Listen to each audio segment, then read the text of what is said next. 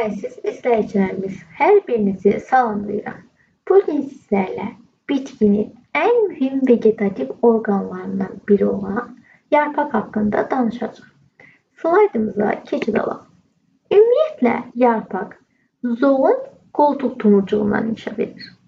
Yarpağı digər vegetativ orqanlardan, yəni kökdən və gövdədən fərqləndirən mühüm xüsusiyyət onun məhdud böyümə qabiliyyətinə malik olmasıdır. Yarpağın funksiyalarına baxaq. Əsas və əlavə funksiyaları mövcuddur. Əsas funksiyalarına fotosintezdə, qazlar mübadiləsində, yəni tənəffüs prosesində, transpirasiya, yəni buxarlanmada iştirak etməsi aid edilir.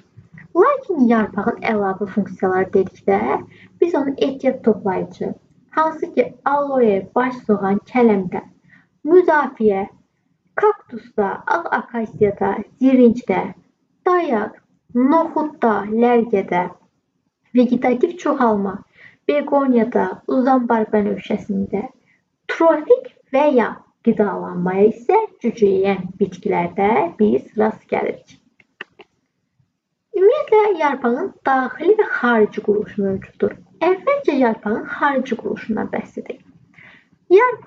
Yarpaq ayasından və saplaqdan təşkil olunmuşdur. Yarpaq ayasının sayından asılı olaraq isə yarpaqları sadə və mürəkkəb yarpaqlara bölünür. Yaxşı, bəs saplaq nədir? Görürük ki, yarpaq ayasını buğuma birləşdirən yarpaq hissəsi saplaq adlanır. Növbəti slaydlarımızda sizə göstərəcəm.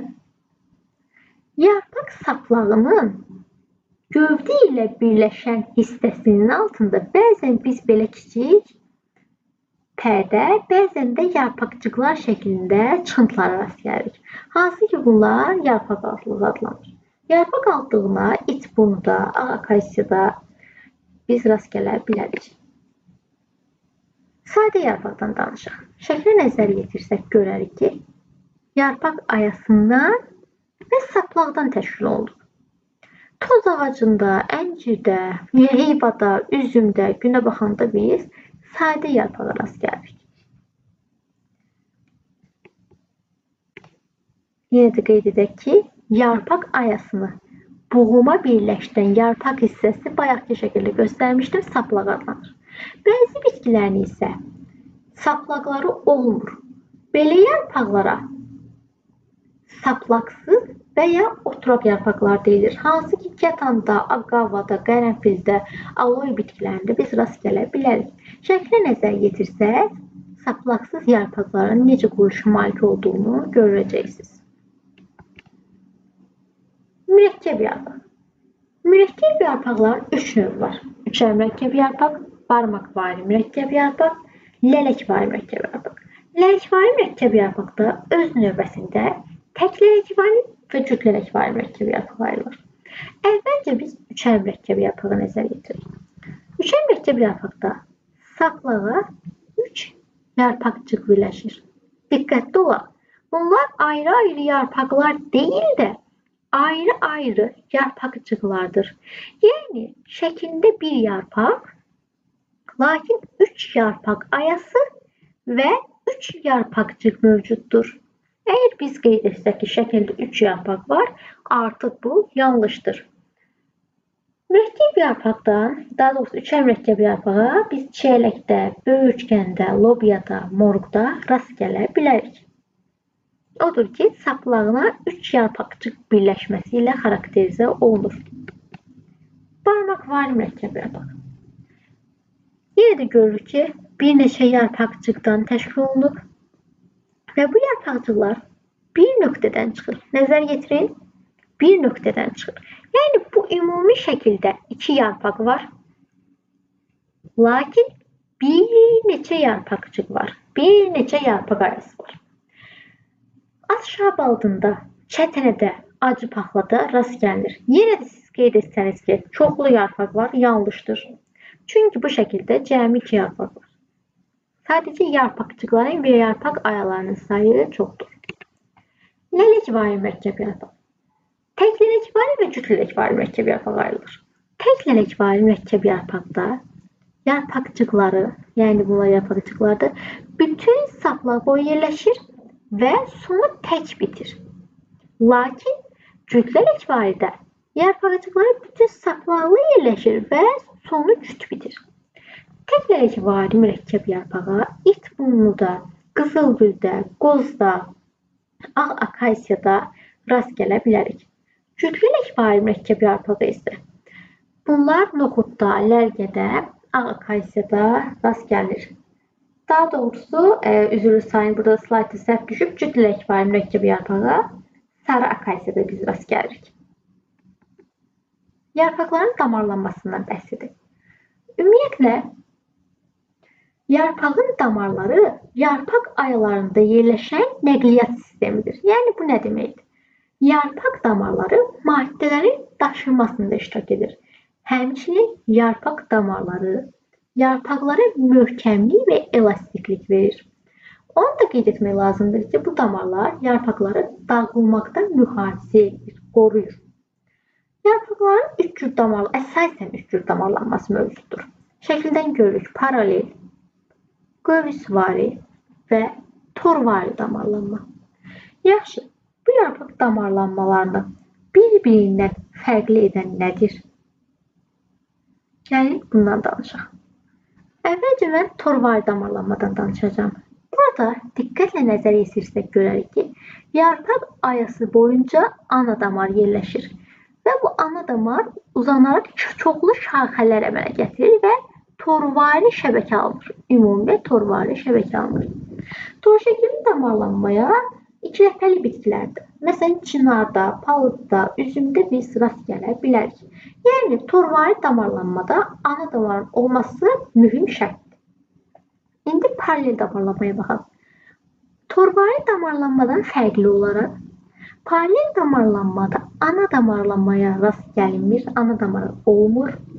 Yarpağın qaidəsindən ucuna qədər damarlar paralel şəkildə yerləşir.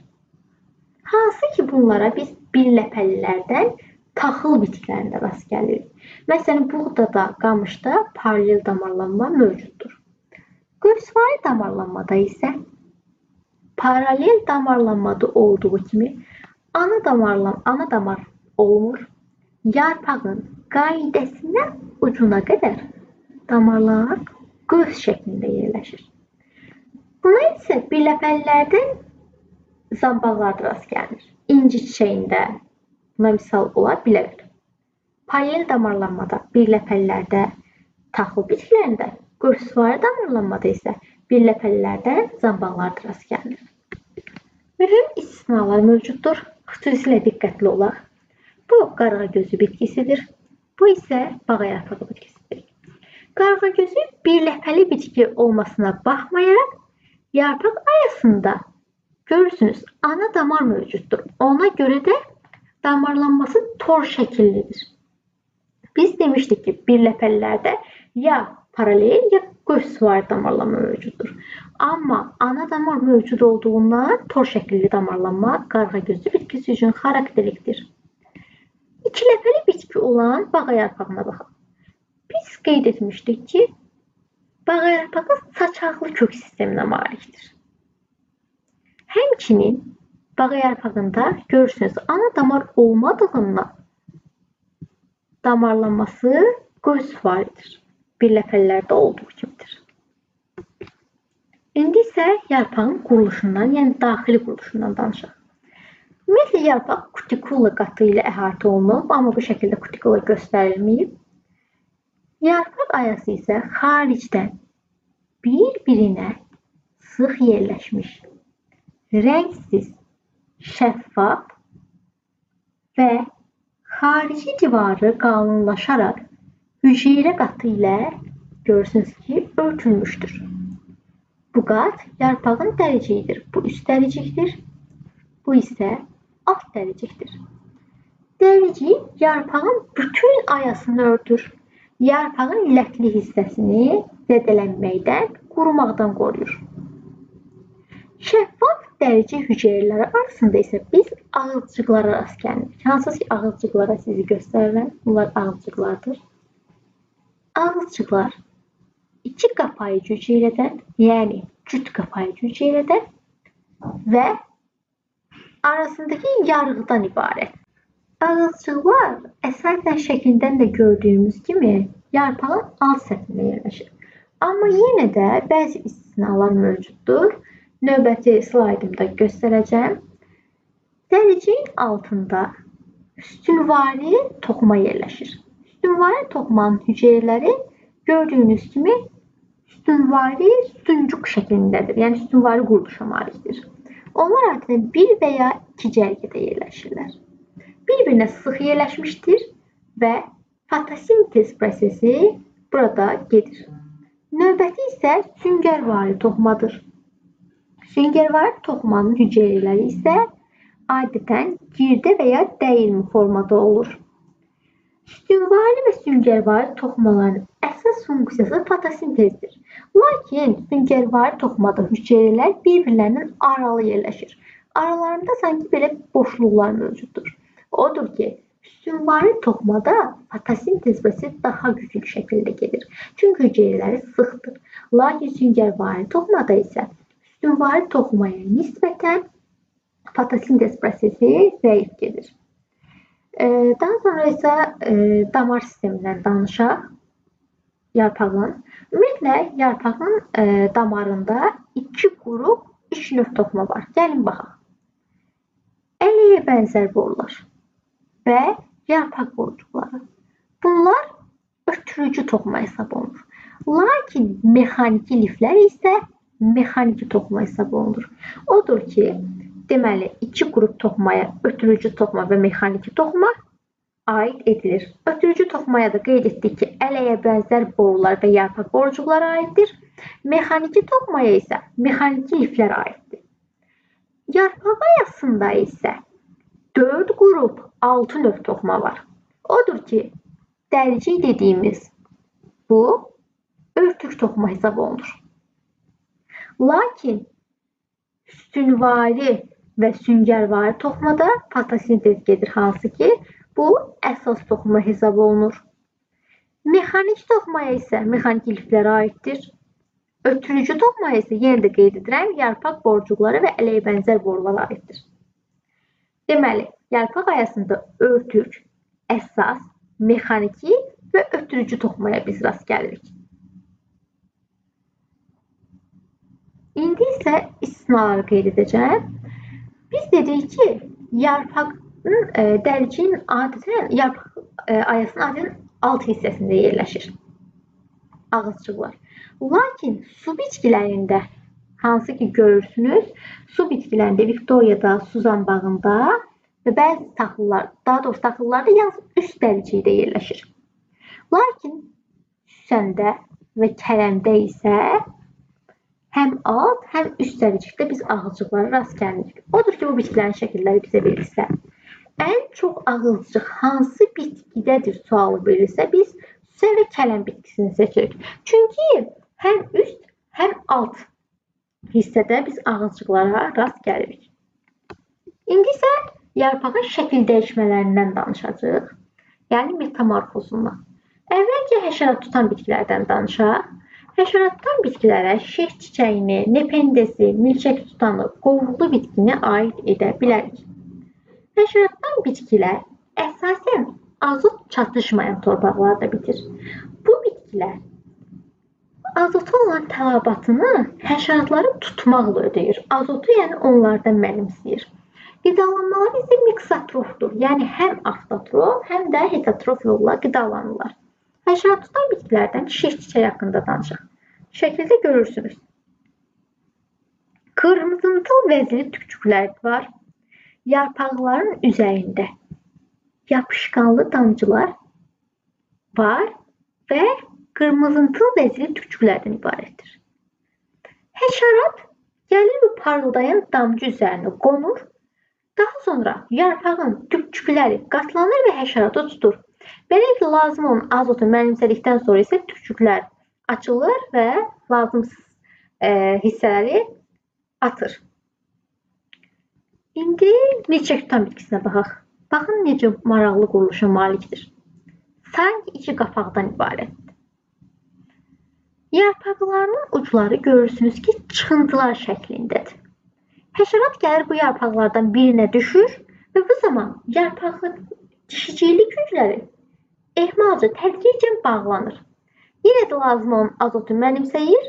Mənimsədikdən sonra qapaqları açılır və həşəratı kənarlaşdırır. Nepenthes bitkisinə baxaq. Yarpağının ucu ətirli nektara malikdir. Görürsünüz ki, küpə şəkilli quruluşa malikdir. Həşərat gəlir küpənin kənarına qonur və sürüşür küpənin içinə düşür. Beləliklə də həşəratın burada həzm prosesi gedir. Qovuqlu bitki. Bu, Azərbaycanda rast gəlinən bitkidir. Durğun sularda yaşayır. Burada vegetativ orqanlardan kökə rast gəlinmir. Qovuqlu bitkinin kökü yoxdur. Yarpaqları tük şəkillidir. Tük şəkilli yarpaqlar uç hissəsində görürsünüz, bunlar qovuqlardır, qovuqcuqlardır. Qovuqcuqlara rast gəlirik. Bu qovuqcuqların köməyi ilə də həşəratın tutulması baş verir. Həşəratı tutur və həzm edir. Ümumiyyətlə uşaqlar, yarpaqların şəkil dəyişmələri çoxdur. Məsələn, yarpaqlar tikana, bığcığa, pulcuğa, iynəyə, müxtəlif cür şəklini dəyişə bilirlər. Məsələn, yarpağın şəkil dəyişməsi olan tikandan danışaq. Artıq su itkisinin və bitkinin heyvanlar tərəfindən yeyilməsinin qarşısını alır. Yəni, həmçinin qoruyucu funksiya daşıyır, özünü müdafiə edir. Biz buna kaktusda, zilincdə, ağ akasiyada rast gələ bilərik. Bığcıq da dayaq rolunu oynayır. Beləliklə, bitki yuxarıya doğru dırmaşır. Noxudda, lərgədə biz buna rast gəlirik. Aloe'da, agavada isə ehtiyat su mənbəyi rolunu oynayır. Yəni, sukulent yarpaqlıdır bu. Beləliklə, ehtiyat su mənbəyini rolunu oynayır. Pulcuq. Yarpağın pulcuğa şəklini dəyişməsinə sərvdə, ardıcda, soğanaqlı bitkidə, həmçinin latreyada rast gəlirik. Yarpaq niyə görə pulcuğa şəklini dəyişir? Çünki o, artıq su itkisinin qarşısını alır və özünün qoruyucu funksiyasını həyata keçirir. İynəyə şəkil dəyişməyə baxaq. Yenə də artıq su itkisinin qarşısını alır.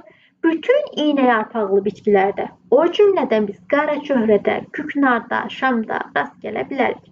Tutucu orqan, yəni həşərat tutan bitkilərdə, hansı ki qeyd etdiyim, milçək tutan, şeh çiçəyi, nepenthes və ya küpə otu, qovuqlu bitki, bunlar yenə də qeyd edim ki, azot çatışmayan torpaqlarda bitir.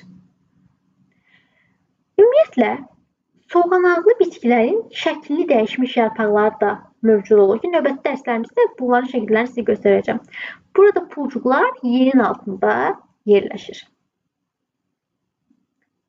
Ümumiyyətlə, yarpağın şəkli dəyişməsi onların funksiyası ilə bağlıdır.